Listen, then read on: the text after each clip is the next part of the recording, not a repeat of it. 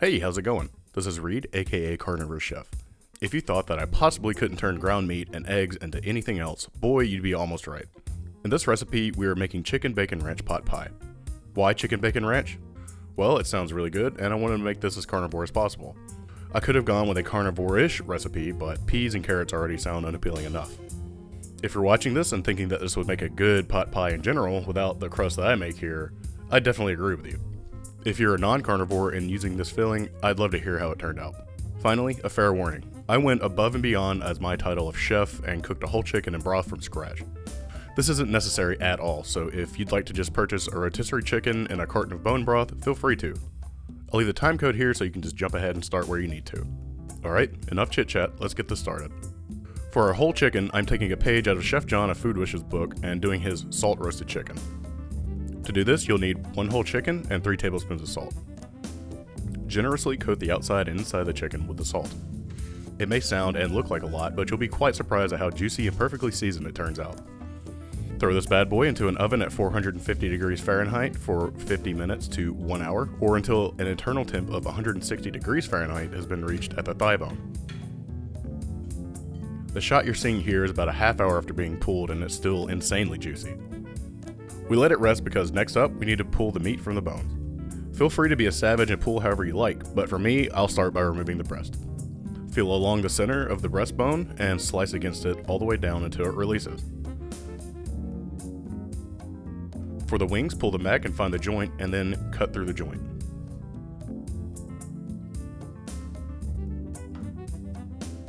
And basically do the same thing for the leg quarter. The entire thing is falling apart tender, so none of this is really too difficult to do in the first place. Now that we have deboned the chicken, let's take all the bones and place them back into our pan and into an oven at 450 degrees Fahrenheit for about 20 minutes to get them roasted.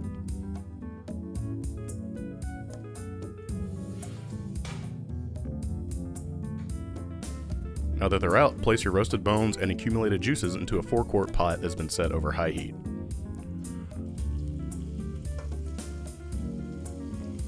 Now, pour in 6 cups of water and bring to the simmer. I let mine simmer for about 2 hours over medium-low heat.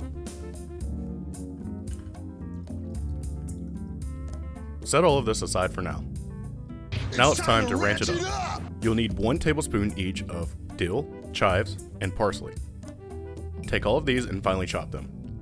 Feel free to use the dried version of these herbs as well. I know what you're thinking. What's with all this green? Well, if you want ranch, you're gonna need it, unfortunately.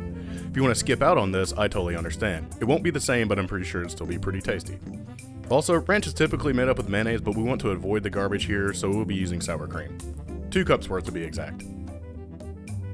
You'll also need 1 teaspoon of garlic powder, a half teaspoon of onion powder, 1 teaspoon of salt, some black pepper, 1 teaspoon of vinegar, and 2 tablespoons of heavy cream.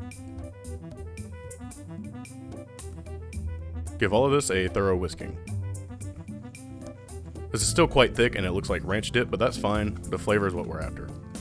Alright, it's time for how can we manipulate ground meat and eggs again, or as I like to call it, pie crust. Take 1 ounce by weight of pork rinds and grind it in a food processor.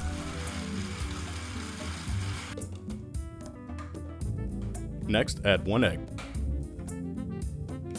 Now, add 1 pound of ground chicken. I've had a couple people ask why I use ground chicken in things, and the answer is that the higher protein helps create a better texture than, say, ground beef. Top all this off with a half teaspoon of garlic powder. Process this for about 1 minute on low.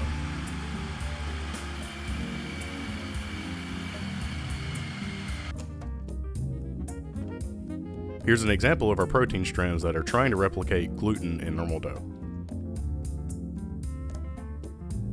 Set this aside and cover for at least 30 minutes.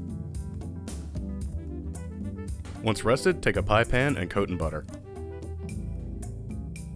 Feel free to coat your hands as well to make this next part easier. Take roughly half your pie dough and begin spreading out as evenly as possible. Make sure you work your way up the sides of it as well. If I had to do this again, I'd push this all the way over the edge and skip out on my pie weight part. I thought that using the black beans as a pie weight, it'd mitigate some of the shrinkage, but it was pretty pointless. Just make sure you go a little bit higher in the pie pan than I did, and it should look a little more normal once it's done. Cook this at 350 degrees Fahrenheit for about 20 to 25 minutes.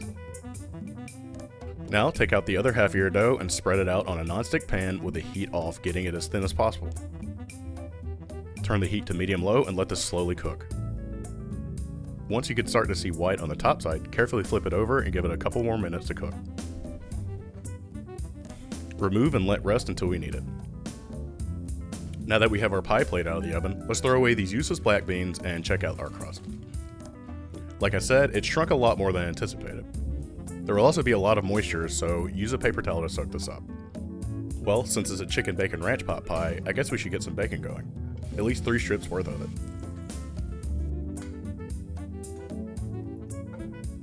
Take your bacon and pulled chicken and cube it all up. Feel free to do this however you like. I know some people want shredded chicken in their pot pie, and others just want cubes.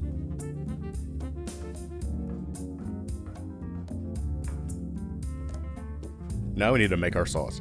Pour 2 cups of your broth and 1 cup of your ranch into a pan over medium-high heat and begin to reduce into a sauce.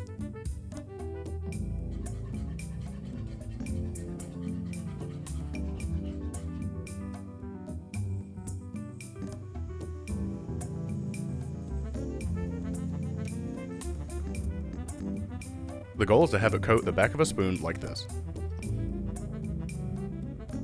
Now, grab your bowl of cubed or shredded meat and add 3 tablespoons of Parmesan cheese, then pour over your hot ranch and broth mixture. Fold all of this together and it should turn into a pretty tightened sauce. Give it one last taste for seasoning and add salt as needed.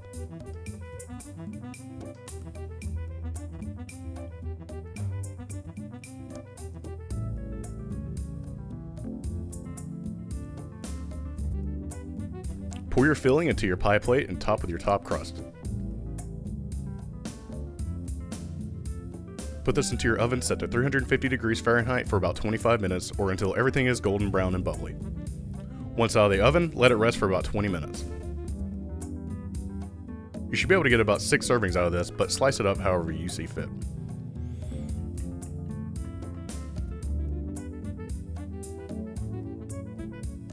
Top with a little more of your ranch and enjoy. Now, this is the longest time I've spent making one of these recipes, and I had to seriously question if I'd make this again because it felt a little arduous. But then I remembered I don't have to make a chicken and stock from scratch. So would I make this again? I absolutely would, but using rotisserie chicken and some of my favorite bone broth instead. I'm going to try this again soon with a chuck roast as well, so if you'd like to see that, please comment down below and let me know. If you make this recipe, please tag me or DM me on Instagram. I'd love to share it. If you enjoyed the video, please leave a like, and if you want to see more, please consider subscribing. It helps me out and keeps me motivated to continue to make these recipes. Well, until next time, stay beefy, my friends. Or would it be chickeny?